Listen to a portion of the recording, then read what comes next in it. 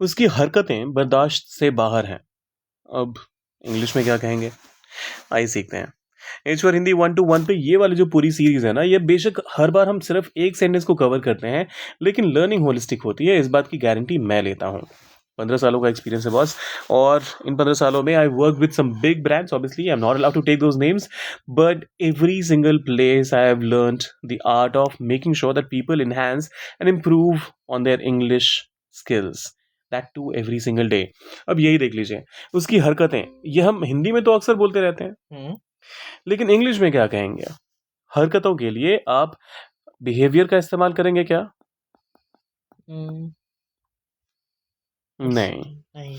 ये तो पूरे व्यवहार की बात हो रही है। अच्छा। आप पर्टिकुलरली किसी एक सेट ऑफ जो एक्शंस हैं उनकी बात कर रहे हैं, तो वो पूरा बिहेवियर नहीं डिनोट Define करता कर है, सकते डिफाइन नहीं करता।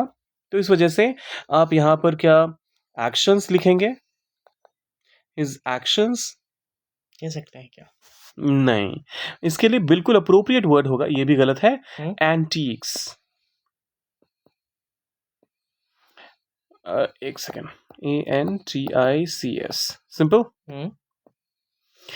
एग्जाम्पल के लिए अगर मुझे कहना हो उसकी हरकतें बर्दाश्त से बाहर हैं, तो हिज एंटीक्स। अच्छा, ये भी ध्यान रखिएगा कि यहाँ हम एंटीक, ये वाले एंटीक की बात नहीं कर रहे हैं। हाँ।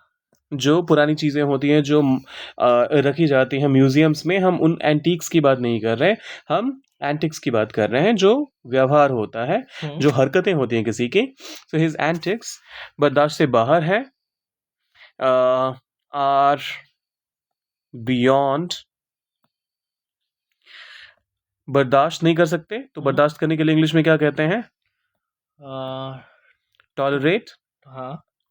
और यहाँ पर हम क्या इसका एक एडजेक्टिव फॉर्म बनाएंगे? Tolerable. So are beyond tolerable. His antics are beyond tolerable. His antics are beyond tolerable. ठीक है। ठीक है। एक और चीज, अगर मुझे एक और तरीके से इसी चीज को कहना हो, तो मैं ये भी कह सकता हूँ, आई कैन नॉट। हालांकि यहाँ पर कहीं पर भी आई नहीं लिखा गया कि मेरे लिए बर्दाश्त से बाहर है, लेकिन फिर भी अगर मुझे कोई सब्जेक्ट यहाँ पर इंट्रोड्यूस करना ही हो, तो मैं आई का इस्तेमाल इसलिए करूंगा क्योंकि मैं ही तो कहानी सुना रहा हूँ। So I can not tolerate, अरे नहीं, ये तो लॉटरेट हो गया। So I can not tolerate his antics. I can not stand his antics. अच्छा, बर्दाश्त नहीं। हाँ, तो ये सब तीनों ही तरीके सही हैं, आपकी मर्जी, कोई सा भी इस्तेमाल कर लीजिए। यहाँ पर फिलहाल सब्सक्राइब करने की भी आपकी मर्जी है, लेकिन आपको हमेशा ये ध्यान रखना पड़ेगा कि ये आपके लिए तो फ्री है, लेकिन हमें करती हैं काफ़ी इनकरेज। तो कमेंट में लिखिए आई लव दिस, और चैनल को सब्सक्राइब करने के अलावा वीडियो को भी लाइक भी कर दीजिएगा। मिलते हैं जल्दी।